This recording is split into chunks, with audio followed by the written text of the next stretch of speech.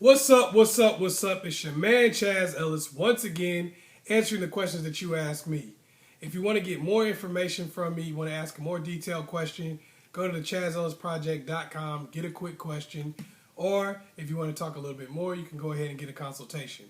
Also, make sure you check out the live stream that's going to be going on this Sunday night, 9 p.m. Eastern Standard Time.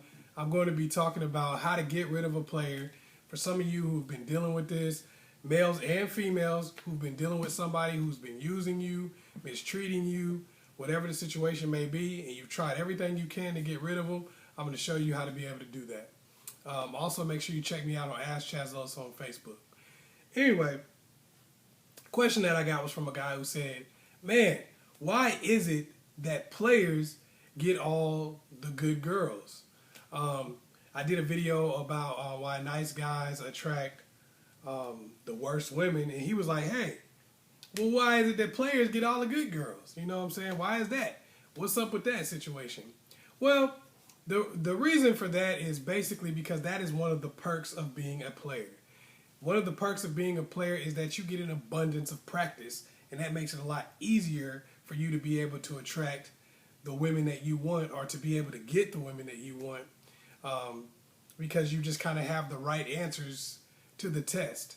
Anytime you're dealing with a woman, there are always going to be certain tests, certain questions, certain things that they look for, even if they don't ask them verbally, but things that they might look for, things that they're seeing to see what kind of a dude you are and whether or not they should spend their time on you. Now, if you're a player, it's kind of like we both lined up to take this test at the same time, but one person took it 50 times already and got the answers back, and the other person is taking it for the first time. You know, because when you're a player, you deal with so many different kinds of women all the time, repeatedly, until you get to the point where you're saying, okay, if I deal with this woman, she wants this. If I deal with this woman, she wants that. And it gets to the point where you're not nervous anymore.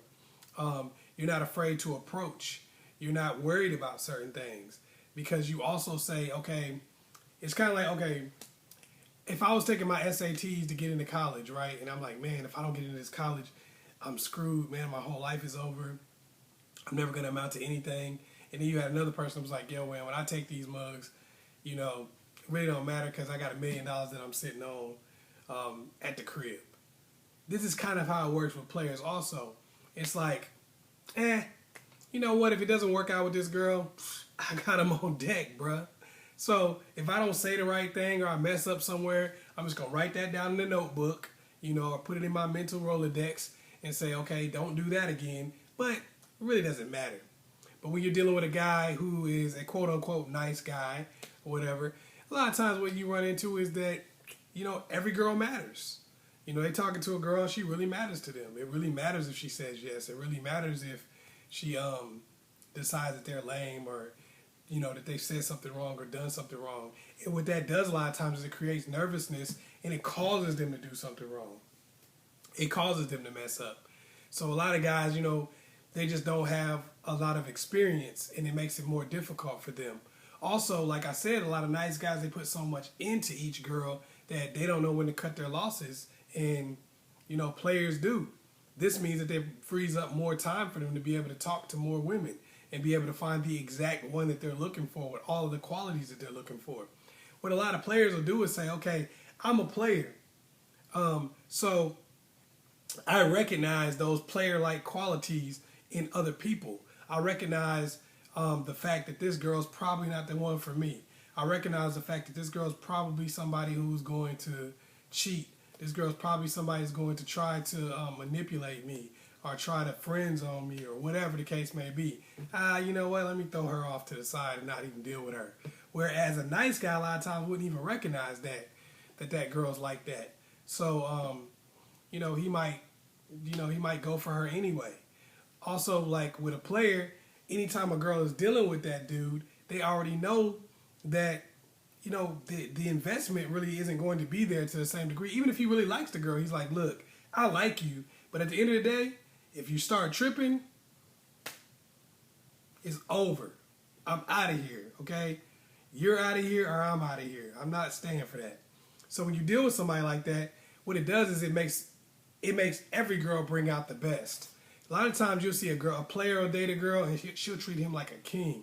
Be clipping his toenails, massaging his feet, bringing him milk and cookies in bed, and then she'll date a nice guy and treat him like dirt. Well, a lot of times it's because, like I talked about in the other video, a lot of nice guys have this doormat type of quality to them that makes women say, okay, well, I'm gonna wipe my feet on this guy. Whereas if they tried that on a player, the relationship with him just wouldn't even exist. You know, he'd be like, look, talk to you sometime when I'm horny again. But other than that, this ain't going. I'm going to go talk to this other girl over here across the street, you know, and go ahead and hit that real quick. See you around. So a lot of times, you know, they get the best of women because of the fact that they're just willing to do whatever. You know, they're like, I don't need to talk to you. It doesn't matter. You know, I'll go find somebody else anytime, or I already have somebody else. You know, I got 3 girls already. I don't need your ass. You know, if you're not going to do what I want you to do, it's over. So you see, it's a lot of different things that go into it. It's the practice, the lack of investment, and, you know, the ability to just really see, you know, those certain qualities in people based on the things that they have in themselves. You know, so if you put those things together, it just makes it to where it's kind of a perfect storm for players to be able to get the right girl pretty easily. You know, it's kind of like with the practice things, it's kind of like when you know the answers because you've taken the test so many times, you and this just would be a tip for some of the guys out here, some of the nice guys out here. When you've taken the test so many times, you just know the right answer. It's kind of like you go on a date with a girl, for instance, and you might say something like, she might ask you a question like, hey, are you seeing anybody else? Nice guy answer is generally going to be, oh, no, I'm not seeing anybody else. I don't really believe in doing that. You know, I'm just trying to talk to a girl. You know, I just want to try to talk to one girl and create a relationship. This is generally like the nice guy, Boy Scout answer. You might get a player, he might go, hey, you know, I went on a few dates with some girls, but I really didn't have the right chemistry. I really wasn't that interested, you know, and I'm trying to find somebody I can really connect with. Now, Boy Scout nice guy answer sounds like a lie.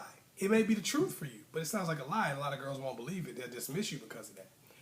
The player realistic answer probably reflects exactly what that girl's been going through, so she generally believes it. Now, some people won't, but she'll generally believe it. And that makes it easier for the player to get a girl. Like, she might ask if you ever had a one-night stand. Nice guy goes, no, I never do things like that. No, I wouldn't have a one-night stand. That's nasty. That's how you get herpes. Player might be like, man, you know, I've had a one-night stand before, but my life is just not going in that direction anymore. I'm just past that in my life. I don't really want to do that. You know, I'm looking for something else now. Sounds realistic, sounds honest, may even reflect what she's been through in her life, so she believes it. It feels like they have more in common. Your answer, even though it sounds good, they probably don't believe you. So those are just some things that, just examples of how a player having so much more experience just tells them the right answer. And a lot of guys, you know, because they're nice guys, they may not have had as many people and many opportunities to deal with people, so sometimes they just don't say the right things. Hopefully I was able to help you out. Once again, it's your man, Chaz Ellis. If you want some more information, some more detailed stuff, go to askchazzellisproject.com, get a consultation, get a quick question. Also, make sure you check out the live stream, too. That's going to be going on this Sunday night, 9 p.m. Eastern Standard Time. I'm going to be telling you how to get rid of these players if you're being played, being mistreated. You've tried everything you can. Also, make sure you go to @Chaz Ellis on Facebook, too. Like and subscribe and share this video with somebody else. Peace.